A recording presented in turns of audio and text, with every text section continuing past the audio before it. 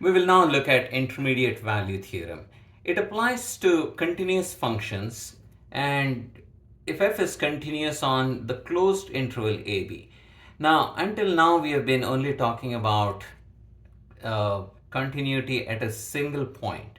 Now, what do we mean by continuous on the closed interval ab is that the function is continuous in every point in the closed interval ab.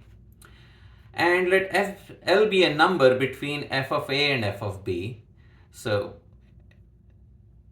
that means we are looking at the values of the function at these extreme points. And L is some number between those values. Then there is at least one number c in AB such that f of c equals L, which means this is trying to essentially say that every value between f of a and f of b must be taken by some number between a and b.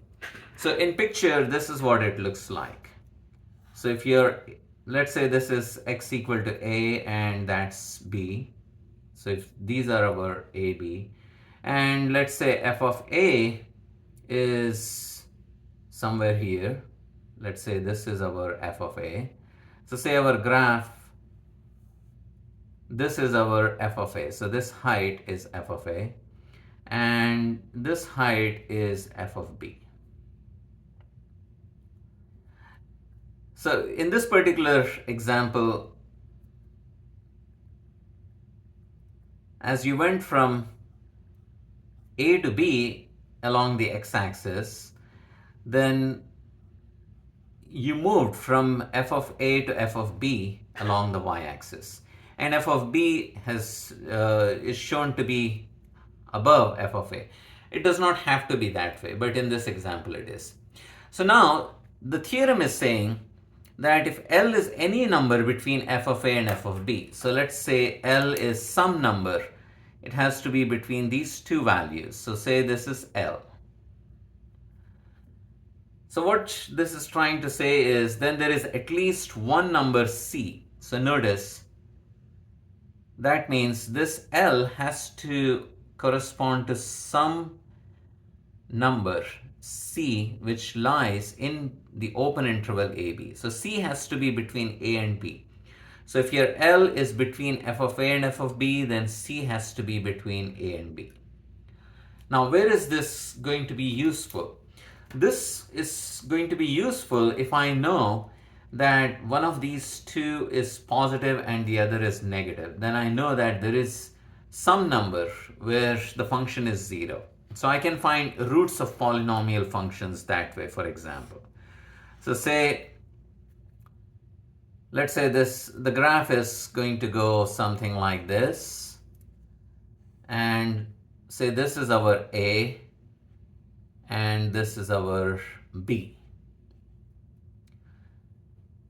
So what do we notice about f of A? F of A is negative here.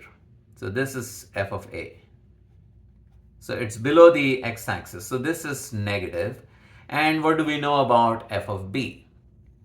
It's above the x-axis, which means f of b is positive. So f of a is negative and f of b is positive in this case.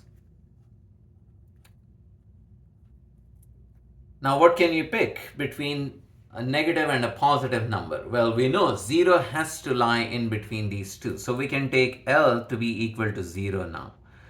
And what we know is there is at least one point where the function is 0. So the theorem says there is at least, there could be more than one, but there is at least one c such that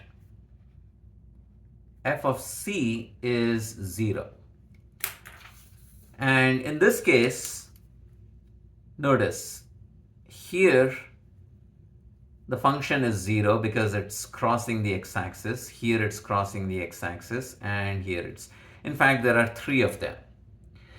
Now, if you go from negative to positive, then you have to cross the x-axis somewhere. And that's essentially the intermediate value theorem.